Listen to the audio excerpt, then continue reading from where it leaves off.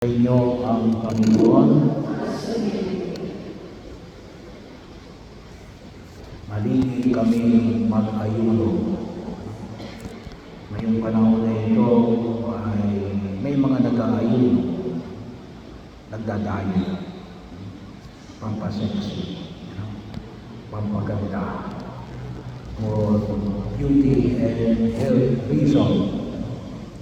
Sa lumang tipan, yun ay bahagi ng pagkilos ng isang mananampalatayang Hudyo, ang mag-aayuno. At alam mo ilang beses silang mag-ayuno? Ay 3 times a week. 3 times a week. Bahagi yun. At yung kanilang pag-aayuno ay alin? Yung wala silang kakainin the whole day. Bahagi yung pagkakataon na kung saan ay makita ko namin. Well, hindi ko lang alam pagkatapos ng gabi, pero hindi ko rin masyado pang re-research ko yung idea ng pag-aayuno ng mga Muslim. Most presumably, ay galing sa idea ng mga Israelita at mga Hudyo. Pero yung 3 times a week, silang mag-aayuno. Bahagi yun ang sinabi ni Jesus na rin, hindi na sinasabi na hindi na dapat mag-aayuno. Bahagi pa rin yung mag-aayuno. Kaya di nga ako sa atin, mayroon tayong requirements na rin na at least yung pag-aayuno natin na twice a year. Napakaluwag na natin ngayon. Twice a year na yung ating pag-aayuno. Kung minsan hindi pa natin nagagawa. At hindi nga ito hindi pagkain. Maliban lamang ng pag-inom ng tubig. Sa atin ay ang ating ayuno ay one full meal. Kakain pa rin. Pero bahagi yun na kung saan nakita natin na alin na ang idea kung bakit sinasabi na Jesus na rin, hindi mo na sila mag-ayuno. Bakit? Sapagkat, sabi nga, ang idea nila yun, yung imahe ng narito na. Kasi sa lumang tipan, kung mababasa natin, bakit sila nag-ayuno? Ang dahilan nila alin, para mapadali ang pagdating ng Mesiyas. Yun ang dahilan kung bakit sila nag-ayuno. Kaya anong sabi ni Jesus? Narito na ako.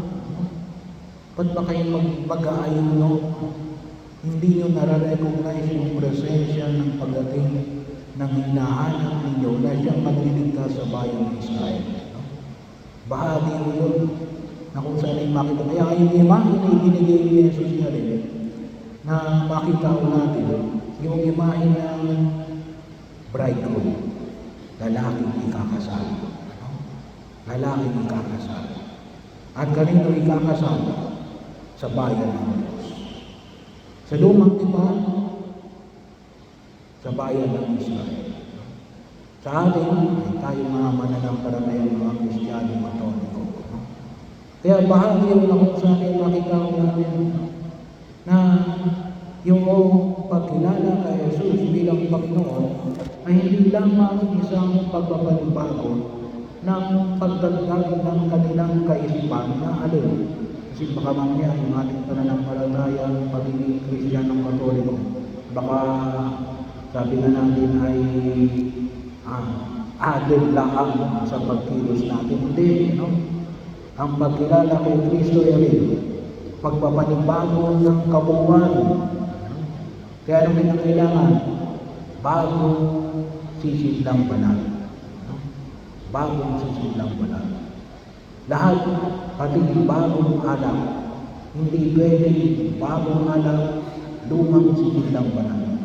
Kinakailang makita natin na rin, pinagbabago tayo ni Kristo, yung kabuuan ng pagkilos natin. At ito yung medyo may malaking hamon ngayong kapanahonan na ito. Bahagi mo na kung saan yung makita natin. Bagaman kahit na ng panahon na Jesus, ay napakahirap ng pagdinis kasi bakit? Ay yung kaisipan natin, hindi na kami magkaayuno, narito na si Jesus. No? Narito na yung hinihintay na maglilitos sa kanyang bayan. Ito na yung Mesiyas, ang Kristo. Kaya bahagi yun na kung saan ay makita natin, pagbabaguhin tayo ng ating pananampalataya sa ating Panginoong Jesucristo. Kaya kung tutusin mo, hindi lang ito paglilinis, ito yan ay overhaul.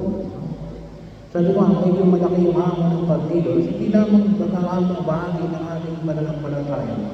Yung mga ngayon, inarinig tayo ng yung sinudali. Medyo malaki yung hamon na makita ko namin. Patuloy na pagpapanibago ng pagkilos natin sa pagbiyaya na ipinagkakaloob ng Panginoon. Lalo na ngayon, maraming mga problema na hinaharap sa lipunang ginagalawan natin at maraming mga kung tawagin natin elemento na kinakailangan natin tugunan. Bahagi yun na kung saan makita ko natin kanina, sinabi mo sinudari, sasabay ka ng pagkilos habang tayo nagpupusin galing sa mundo. Kaya medyo mabilis ang maglakad. Mahaba ang posisyon namin doon. Kaya ay sa dito, medyo mabaga. Ay kinakailangan hihinto ako. Para, kasi kung hindi, ay baka mauna naman ako sa inyo. Ganun yung sinudali. Yung nauna, titigil. Para hintayin yung mabagal. Yung mabagal, kinakailangan bumilis. Para rin makasabay. Kaya lahat mayroong pinaghuhugutan ng pagkilos. Ngayon, meron tayong mga katekista na isusunod natin. Sabi ko rin ako, ay bahagi yun, kinakailangan natin ngayong makipag-coordinate sa mga eskwelahan. Balang kung bakit naunahan tayo ng ibang salita. Bahagi yun kung minsan, hindi ko lang alam. May mga pagkakataon na mas nauna pa yung ibang sekta na makipag-ugnayan sa mga principal at mga supervisor. Kinakailangan na yung magkaroon ng courtesy call sa kanila bahagi at nakipag-negotiate. Sa panahon na ito, lalo-lalo na ngayon, tayo ngayon hindi na pwedeng magturo sa oras. Yung kanilang subject, kukunin. Suwerte tayo. Kung ang subject na ibibigay, katulad ng bawa ng homeroom, hindi kaya ay na CL, ay ibibigay sa atin. Suwerte na yun.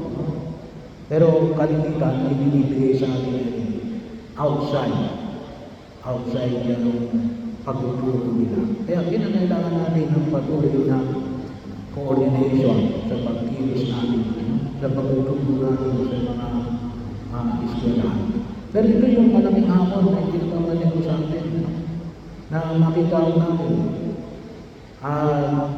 Kalimitan nyo, sinasabi ko sa mga katekista, na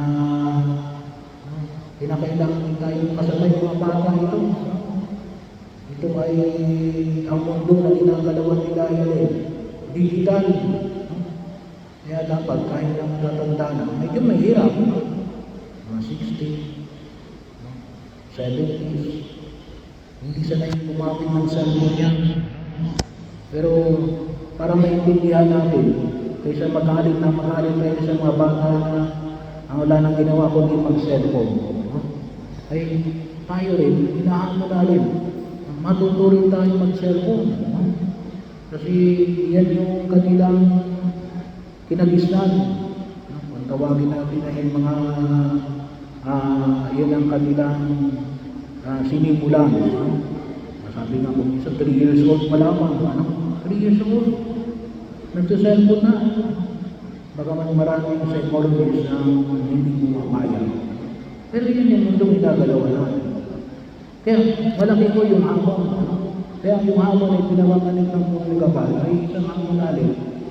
Hindi lamang ito sa pagkilos, sa kabanalan, ngunit hindi natin maunawaan yung pagkilos natin upang makadala din natin yung ibang tao tungo sa kabanalan, patungo kay Jesus.